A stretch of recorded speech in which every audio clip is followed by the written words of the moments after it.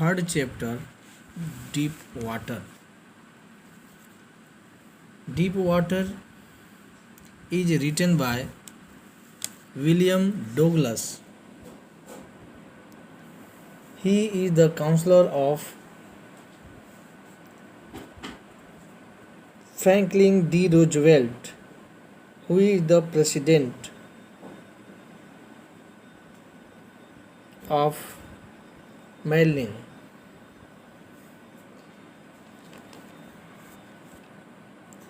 The Deep Water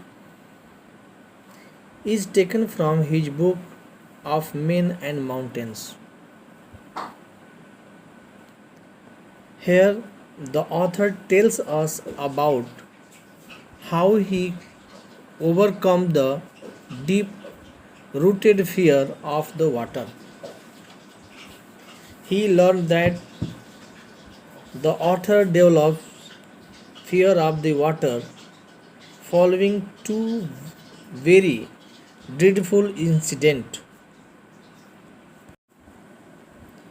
In this first one, he is 4 years old when a wave knocks him down.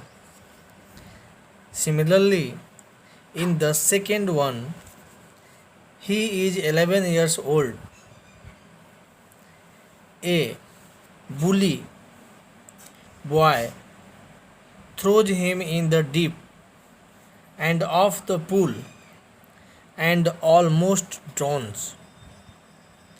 Thus, having gone through such scary experience, he fears water deeply. However, he does work really hard to overcome it. Finally, we learn about the measures he takes to overcome his fear. However, he accomplishes in overcoming the fear and gives us all a great lesson of determination and willpower. We will read here. He describes his experience. He says that when he was 10 or 11 years old, he had decided to learn to swim. For this, there was a pool at the YMCA in Yakima that was the suitable place. Because the YMC pool was safe, it was only 2 or 3 feet deep at the shallow end, and while it was 9 feet deep at the other, the drop was gradual.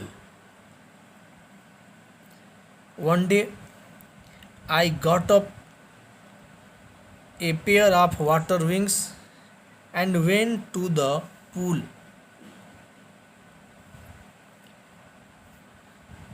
He says that from beginning, that is childhood, he had hatred to the water when he was in it. This started when he was 3 or 4 years old and father took him to the beach of California. He and his father stood together in the surf. Suddenly, a wave knocked down me and swept over He was buried in the water. His breath was gone. He was frightened. But at that time, his father laughed. But there was a fear in my heart at the overpowering force of the waves. I went to the pool when no one else was there. I place was the place was quiet. The water was still. He sat on the side of the pool to wait for others. But there was no, had not been there a long. When a came a big boy, probably he was 18 years old. His physical specimen was very strong. He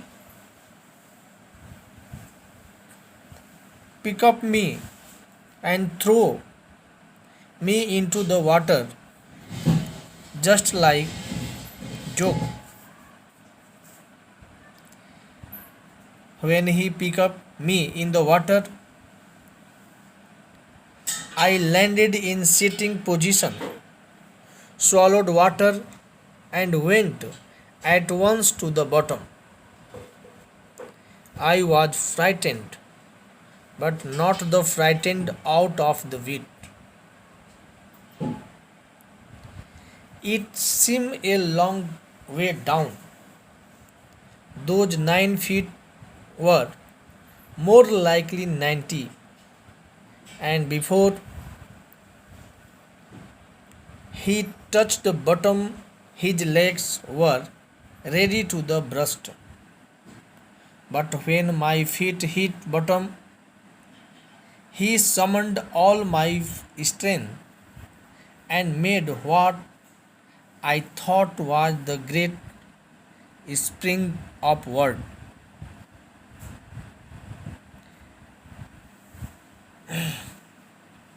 He fled at the surface of the water, swallowed and choked. He tried to bring his legs up, but they hung as dead weight. A great force was pulling me under. He screamed, he cried, but only the water heard. He started on the long journey back to the bottom of the pool. He struck at the water as he went down, expending his strength as one at the nightmare fight at the irresistible force. He had lost all my he had lost all his breath. His lungs ached, his head throbbed. He was getting dizzy.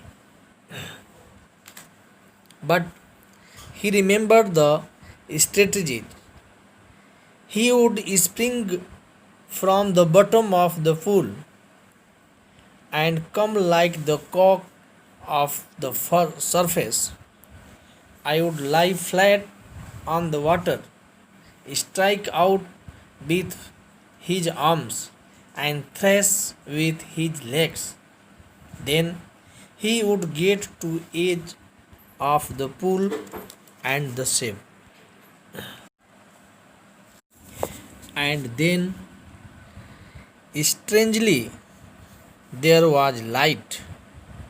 He was coming out of awful yellow water.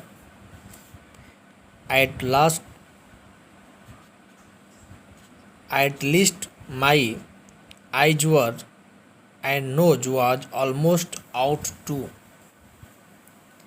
The next he remembered, he was lying on my stomach beside the pool, omitting the boy that threw me in was saving, but I was only fooling. Someone said the kite nearly died. Be all right now. Several hours later, he walked home. He was weak and trembling. He shook and cried when he lay on his bed. He could not eat that night. For days, a haunting fear was in his heart. He never went back to the pool. He feared water. He avoided it whenever he could. He used every way he knew to overcome this fear, but it held him firmly in its grip. Finally,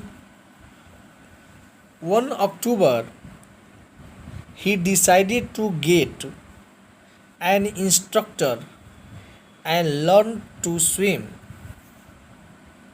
He went to a pool and practiced 5 days a week, an hour each day.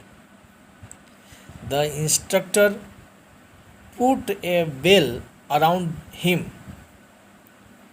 A rope attached to the belt went through a pulley that ran on an overhead cable. He held on to the end of the rope and we went back and forth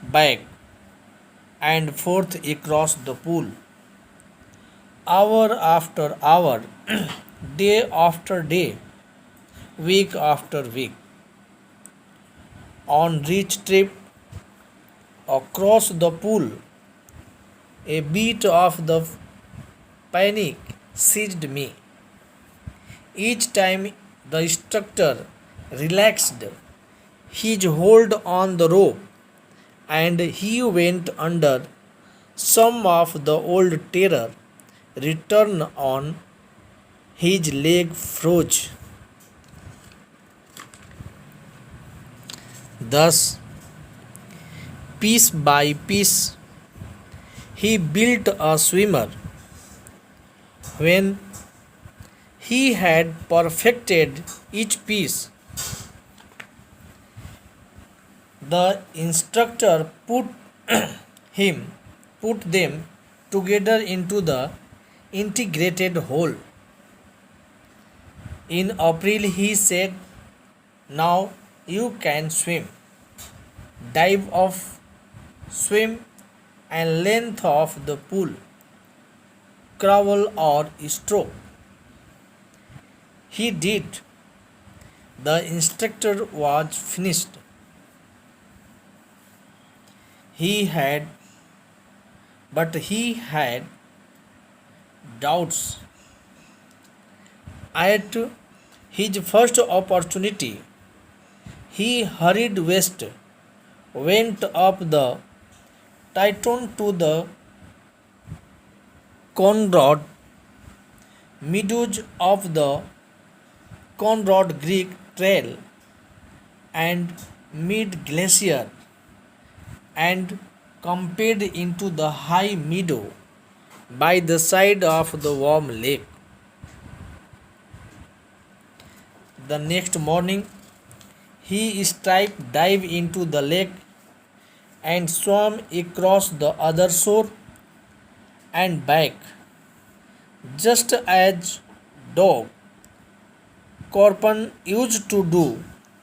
He shouted with joy, and Gilbert Peak returned to echo. He had conquered his fear of water. There is terror only in the fear of death. As Roosevelt knew when he said, all we have to fear is fear itself, because he had experienced both the sensations of dying and the terror that fear of it can produce. The will to live somehow grew in the intensity. At last, he felt released, free to walk and trail and climb the peak and to brush aside fear. In this way, writer overcome on their fear.